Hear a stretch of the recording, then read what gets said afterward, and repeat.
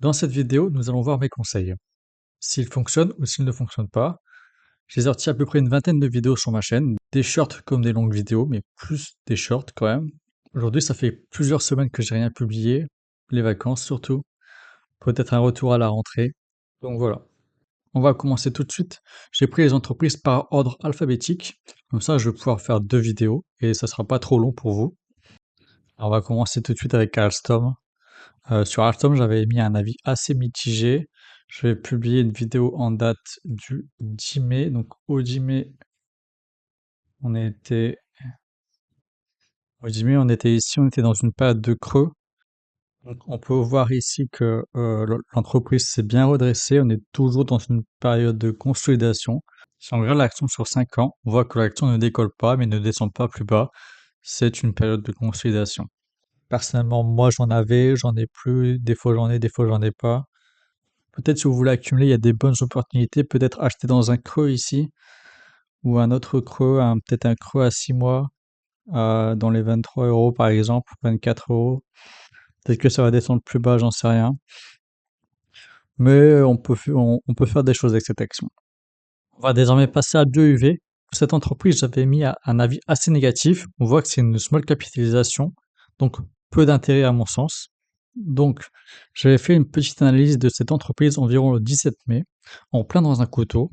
Entre-temps, l'entreprise s'est un peu reprise, mais on reste dans une sorte de baisse perpétuelle à long terme. Personnellement, je ne recommanderais toujours pas cette entreprise, mais comme toujours, la décision finale vous revient. Alors maintenant, on va passer à Atos, une entreprise sur laquelle j'avais mis un avis négatif encore une fois. L'analyse a été faite en avril, dans un creux. Entre-temps, l'entreprise s'est un peu relevée, mais pas trop non plus. On reste toujours loin des précédents 70-80 €. On peut voir cependant une petite croissance à court terme, mais on reste vraiment très loin des cours précédents. Peut-être ça vaut le coup de rentrer maintenant pour le futur, mais honnêtement, après tout ce qui s'est passé précédant la descente aux enfers, c'est à vous de voir.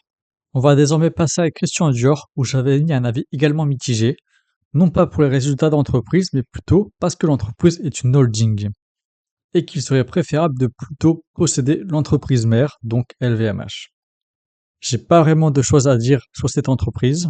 Croissance est corrélée à LVMH, donc en perpétuelle croissance. Donc on va simplement passer à l'entreprise suivante. On va passer à DroneVolt. J'avais évoqué un avis le 12 avril. Hop, 12 avril. Ici, on voit que l'entreprise a encore baissé. Si on regarde sur 5 ans, on voit que ça fait que baisser. Des fois, ça monte un peu, de 10%, puis ça rebaisse. Donc voilà pour cette action. Europlasma, j'avais émis un avis également le 12 avril. C'est pareil que DroneVolt, hein, j'ai même rien d'autre à vous dire que ce que j'ai dit précédemment. Donc on va juste passer à l'action suivante. L'Eurotelsat, j'avais mis un avis négatif le 1er mai. On va voir où ça en est. Le 1er mai, on était dans un petit creux ici. La situation n'a pas bougé. On peut dire même que l'action consolide. Pour le moment, le retour du dividende n'est pas prévu. Mon avis reste négatif sur ce titre, même si je pense pas qu'il va baisser beaucoup plus. Neoen. Neoen, j'avais mis un avis le 19 mai. Donc le 19 mai, on était dans une petite remontée.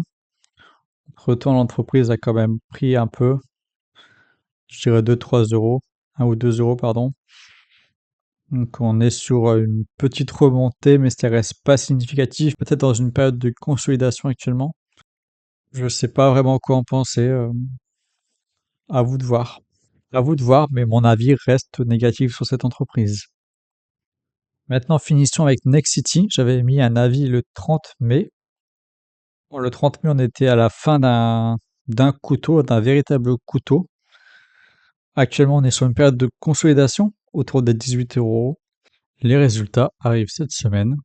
Il se pourrait que les résultats soient assez négatifs, mais on verra. Je vous conseille pas vraiment d'acheter ce titre, à long terme surtout. Après, peut-être que vous pouvez le choper à pas très cher pour le garder 4-5 ans, mais à court terme, c'est pas vraiment le bon plan. Donc voilà, c'est tout pour cette vidéo. J'espère que vous avez apprécié. S'il y a des entreprises dont vous voulez que j'en fasse un petit short, dites-le moi en commentaire. Si vous avez aimé la vidéo, n'hésitez pas à lâcher un like. Et on se retrouve pour la partie 2.